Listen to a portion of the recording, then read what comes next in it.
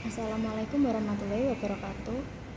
Kepada yang terhormat dosen pengampu mata kuliah kreativitas berpikir kritis, Ibu Rismita Kustandi, SEMM. Perkenalkan, saya Laras Putri Maharani dengan NIM 21101011022, manajemen A1 semester 7. Di sini saya akan mempresentasikan tugas UAS meresum yang materi telah diberikan. Yang pertama ada jelaskan berbagai teknik berpikir yang dapat diterapkan dalam analisa bisnis. Dalam analisa bisnis kafe, ada beberapa teknik berpikir yang dapat diterapkan untuk mengidentifikasi peluang tantangan, serta merumuskan strategi yang efektif. Beberapa teknik berpikir tersebut antara lain, pertama ada SWOT. Teknik ini berguna untuk mengevaluasi internal bisnis kafe serta peluang dan ancaman eksternal. Dengan mengetahui hal-hal ini, kafe dapat merancang strategi yang memanfaatkan kekuatan dan peluang, sekaligus mengatasi kelemahan dan ancaman. Yang kedua ada balance scorecard. Teknik ini dapat digunakan untuk mengukur kinerja kafe dengan mempertimbangkan 4 perspektif. Yang pertama ada keuangan, kedua pelanggan, yang ketiga ada proses internal, dan pembelajaran serta pertumbuhan. Ini membantu bisnis kafe dalam mencapai tujuan jangka panjang dan meningkatkan efektivitas operasional. Yang kedua ada menerapkan metode berpikir kritis untuk mengevaluasi dan merumuskan strategi bisnis yang efektif pada kafe. Yang pertama ada identifikasi masalah atau tantangan. Langkah pertama adalah mengidentifikasi masalah atau tantangan yang dapat dihadapi oleh kafe. Masalah ini bisa beragam, seperti penurunan atau pengelolaan biaya yang tidak efisien. Yang kedua ada pengumpulan data informasi. Setelah masalah identifikasi, langkah berikutnya adalah pengumpulan data dan informasi yang relevan untuk mendalami akar permasalahan. Dalam hal ini, data mencakup analisis penjualan, feedback pelanggan, kompetitor, tren pasar, atau biaya operasional. Yang ketiga ada evaluasi alternatif strategi. Dengan data yang telah dikumpulkan dan analisis asumsi yang ada, langkah selanjutnya adalah mengevaluasi berbagai alternatif strategi yang bisa diterapkan. Setiap alternatif harus dievaluasi berdasarkan kelebihan dan kekurangan, serta dampaknya terhadap tujuan bisnis kafe. Yang keempat, membuat keputusan berdasarkan analisis. Setelah semua analisis dievaluasi, langkah berikutnya adalah merumuskan strategi yang paling efektif berdasarkan pemikiran kritis. Strategi ini harus berdasarkan fakta dan data dan mempertimbangkan resiko serta dampak jangka panjang. Yang kelima ada implementasi dan evaluasi.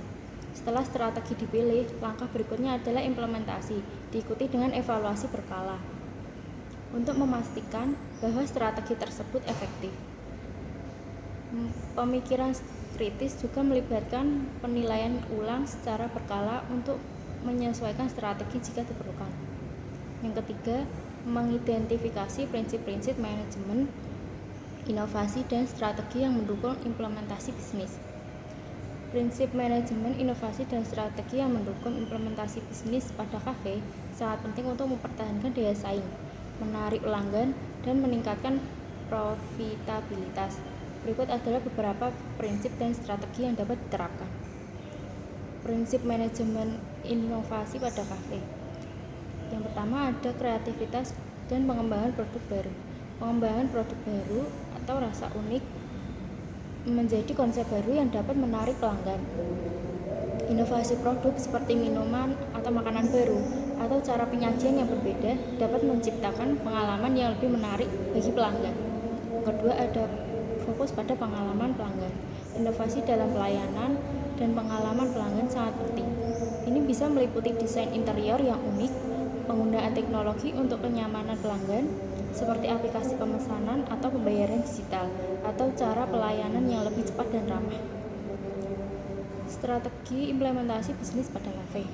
Segmentasi pasar dan diferensiasi, mengetahui target pasar yang ingin dijangkau, misalnya pekerja kantor, mahasiswa, atau wisatawan, dan menawarkan produk atau pengalaman yang sesuai dengan preferensi versi mereka. Yang keempat, ada pengembangan rencana aksi untuk mengintegrasikan kreativitas dan inovasi dalam strategi bisnis jangka panjang. Yang pertama, ada penelitian pasar dan pemahaman tren konsumen. Tujuannya menjadi lebih peka terhadap tren pasar yang berkembang pada preferensi pelanggan untuk mendorong inovasi yang relevan dan berkelanjutan. Yang kedua, ada pengembangan menu dan produk baru yang inovatif. Tujuannya menghadirkan menu yang kreatif dan berbeda untuk menarik pelanggan baru sekaligus mempertahankan pelanggan lama. Yang ketiga, ada inovasi dalam pemasaran dan pengelola brand.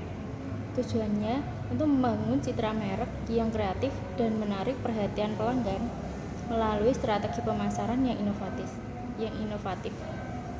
Yang kelima, mengurangi evaluasi dan hasil pemecahan masalah kreatif dan pendekatan berpikir kritis yang diterapkan dalam bisnis kafe. Evaluasi dalam bisnis kafe mencakup analisis terhadap berbagai aspek penting dalam operasional, pemasaran, manajemen keuangan, serta pengalaman pelanggan. Kinerja keuangan, pengalaman proses operasional dan pemasaran branding. Yang pertama, ada pemecahan masalah kreatif. Pemecahan masalah kreatif dalam bisnis kafe melibatkan beberapa solusi yang inovatif dan tidak konvensional untuk mengatasi tantangan yang muncul. Beberapa pendekatan yang bisa digunakan adalah menciptakan menu baru dan pengemasan yang menarik. Pendekatan berpikir kritis sangat penting dalam pengambilan keputusan bisnis yang rasional dan berdasarkan data. Berikut adalah langkah berpikir kritis yang dapat diterapkan dalam bisnis kafe. Yang pertama, ada identifikasi masalah secara objektif, evaluasi resiko, pengujian, dan penyesuaian. Sekian presentasi dari saya. Wassalamualaikum warahmatullahi wabarakatuh.